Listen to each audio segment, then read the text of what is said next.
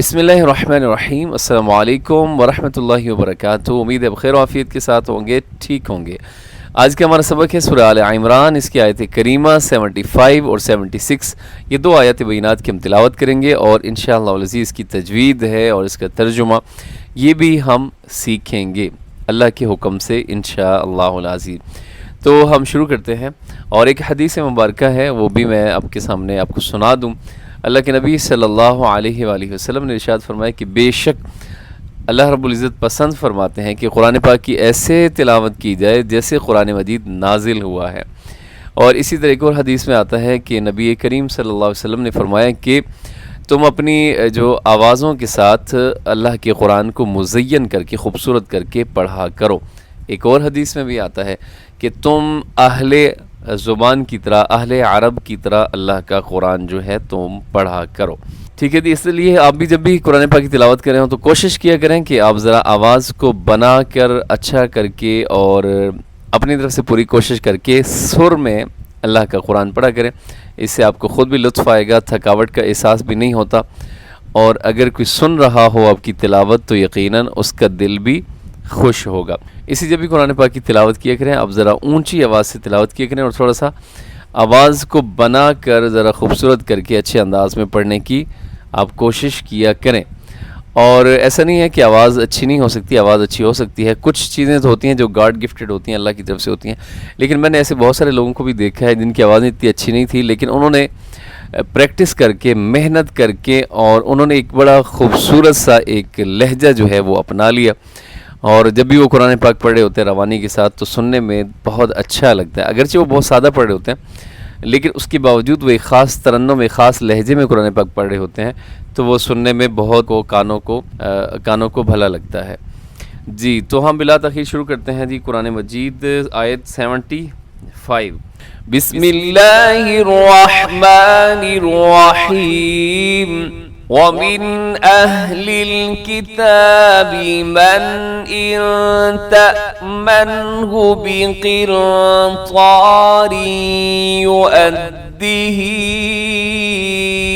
إِلَيْكَ وَمِنْهُمْ مَنْ إِنْ تَأْمَنْهُ بِدِينَارٍ لَا يُؤَدِّهِ إِلَيْكَ إِلَّا مَا دُمْتَ عَلَيْهِ قَائِمًا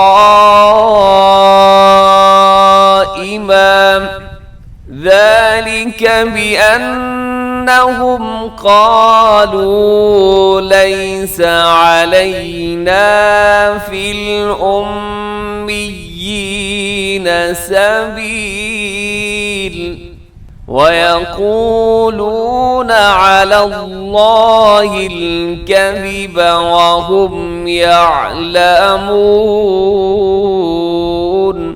جی اس آیت مبارکہ کی تجوید دیکھیے گا، تھوڑا سا مشکل اس کے اندر جو ورڈنگ ہے، جو الفاظ ہیں تھوڑے سے مشکل ہیں، تو آپ پوری توجہ رکھیں گے میری طرف تو انشاءاللہ العزیز آپ کو اس کی ادائیگی کے اندر بہت آسانی ہو جائے گی۔ سب سے پہلے وَمِنْ أَهْلِ الْكِتَابِ، وَمِنْ نون ساکن کے بعد حمزہ، تو یہاں تو ہوگا اظہار اہل الکتاب۔ اس میں ہا جو ہے جسے دو چشمے کہا جاتا ہے، یہ دو آنکھوں والا، یہ ہا سینے سے ادا ہوتا ہے، حلق سے ادا ہوتا ہے، لیکن حلق کا وہ حصہ جو سینے کی طرف ہوتا ہے وہاں سے ادا ہوتا ہے۔ اہل الکتاب، اسے اہل الکتاب پڑھنا ہی درست نہیں ہے۔ اہل الکتاب، اہل الکتاب، ہا اس طرح کی آواز آنی چاہیے۔ اہل الکتاب، اس کو کتابیں نہیں کرنا آپ نے، بازر بھی ہوتا ہے۔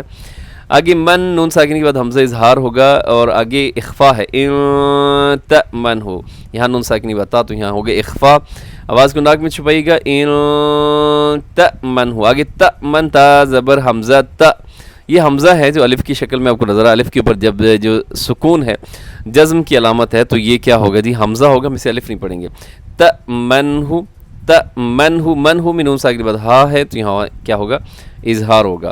پھر سنیے گا، ان تأمنہ، آگے بقنطار یؤدیہ الیک، جی بقنطار، یہاں نون ساکن کے بعد طا ہے تو یہاں کیا کریں گے، اخفا، اور یہاں آگے ادغام بھی ہو رہا ہے، بقنطار یؤدیہ युअद्दिही, इसे आप युवद्दिही ना पड़ी गई, हाँ हमजा है, हमजा की वजह ज़बर है तो युअद्दिही, युअद्दिही। इसके हिज्जे हम कैसे करेंगे, या पेश यू, हमजा ज़बर दाल अद, युअद दाल ज़ेर दी, युअद्दिहा खड़ी ज़ेर ही, युअद्दिही। और इसके ऊपर मद जो है मद मुनफसिल है क्योंकि आगे हमजा आ रहा है, अब देख रहे हैं, तो इसलिए यहाँ पे क्या होगा, छोटी मद। इलैका पे वक़फ़ करेंगे तो इलैक, इलैक, ऐसे आपने यहाँ वक़फ़ करना है, काफ को साकिन करके रुक जाना है। आगे देखिएगा जी, वमिनहुम मन इन तअमनहु, वमिनहुम में नून साकिन के बाद हा इजहार होगा और यहाँ इदगाम शफ़ी हो रहा है जी आगे, क्योंकि मीम साकिन के बाद मीम है। यहाँ पे देखिएगा वमिनहुम मन, होम, ये जो होम हो रहा है ना, इसे कहा जाता है इदगाम शफ़ी। अब इसका असूल क्या है कि मीम साकिन के बाद जब भी मीम आ जाए तो वहाँ मीम साकिन का मीम के अंदर इदगाम हो जाता है, मिक्स हो जाती है, मिल जाती हैं, तो इसे कहा जाता है जी इदगाम शफ़वी। वमिनहुम मन इन पे क्या हो रहा है जी, नून साकिन के बाद हमजा इजहार कीजिएगा, इन तामन, वही रूल है जो ऊपर भी अप्लाई हुआ है जी। आगे बिदीनारिल्ला, यहाँ बिदीनारिल्ला, यहाँ पे होगा इदगाम बगैर होने के, इसे रिन ला नहीं करना आपने, यहाँ नून की आवाज़ बिल्कुल साइलेंट ख़त्म हो जाएगी। बिदीनारिल्ला युअद्दिही इलैक, युअद्दिही पे भी वही है जी, यहाँ पे भी छोटी मद। इलैका इल्ला मा दुमता अलैहि क़ाइमन, क़ाइमन लिखा हुआ है, वो एक तो बड़ी मद है मुत्तसिल, और क़ाइमन पे दो ज़बर वक़फ़ होता है तो उसको अलिफ की तरह पढ़ा जाता है। जहाँ भी ऐसा हो आपने ऐसे ही करना है। ज़बर ज़ेर पेश पे वक़फ़ हो तो उसको साकिन करते हैं, दो पेश पे हो, दो ज़ेर पे हो तो उसको साकिन करते हैं, और दो ज़बर भी वक़फ़ हो तो उसको अलिफ की तरह खींच के लंबा करके पढ़ा जाता है। तो यहाँ भी क़ाइमन को क़ाइमन। आगे देखिएगा, ذَلِكَ بِأَنَّهُمْ قَالُوا لَيْسَ عَلَيْنَا فِي الْأُمِّيِّينَ سَبِيلٌ, उम्मीयीन, यहाँ मीम मुशद्दद है, यहाँ पे कीजिएगा जी गुन्ना।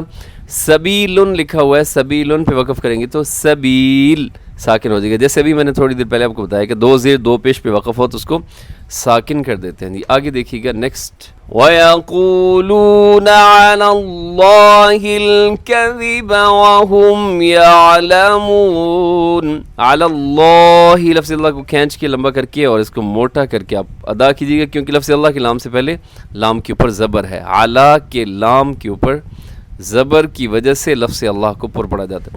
आयत 76 देखिएगा, बला मन औफ़ा बिअहदिही वत्तक़ा फ़इन्नल्लाहा युहिब्बुल मुत्तक़ीन।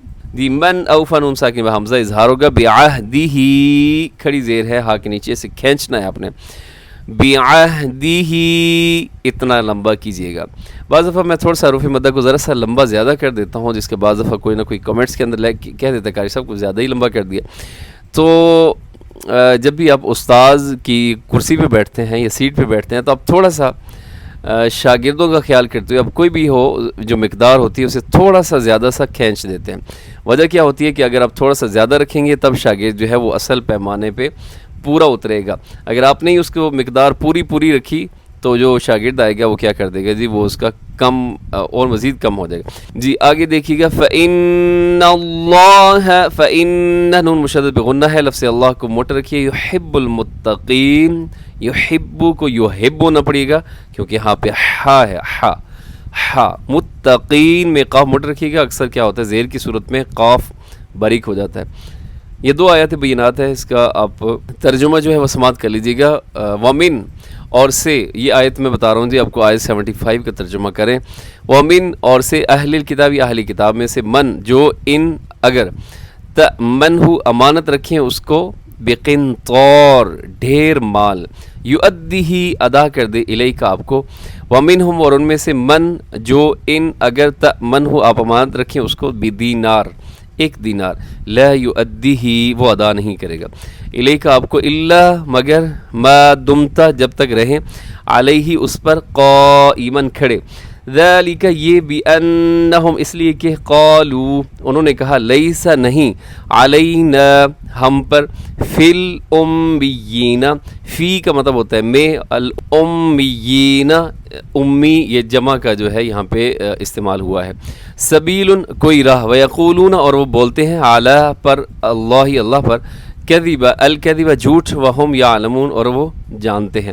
اس آیت مبارکہ کا تھوڑا مفہوم دیکھیے گا کہ اللہ رب العزت بیان فرما رہے ہیں کہ اہل کتاب میں سے یعنی یہود و نصارہ میں سے کچھ لوگ اچھے بھی ہیں یعنی اعمال کے لحاظ سے اس لحاظ سے اچھے ہیں کہ اگر تم ان کے پاس ایک خزانہ بھی جو ہے مال و دولت کا ڈھیر بھی تم ان کے پاس بطور امانت کے رکھوا دیتے ہو تو وہ کیا کرتے ہیں تمہیں پورا واپس کر دیتے ہیں اور اس میں سے کوئی خیانت نہیں کرتے.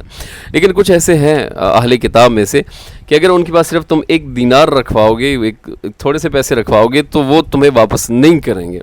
کیا کرتے ہیں کہ لوگ اس میں ٹال مٹول شروع کر دیتے ہیں اور وہ خاص طور پہ یہودی جو تھے وہ پیسہ واپس اس لیے نہیں کرتے تھے کہ ان کا خیال یہ تھا کہ یہ جو غیر یہودی لوگ ہیں جو یہودی نہیں ہے جیسے اہل عرب لوگ تھے دیگر تو ان کا پیسہ جو ہے یہ ہمارے لیے جائز ہے. یہ پڑھے لکھے لوگ نہیں ہیں یہ غیر یہودی ہیں تو ان کا مال جو ہے یہ ہمارے لیے جائز ہے. اللہ تعالیٰ نے ہمیں یہی کہا ہے کہ ان کا مال تم کیا کرتے جاؤ کھا لو کوئی ٹینشن والی بات نہیں ہے.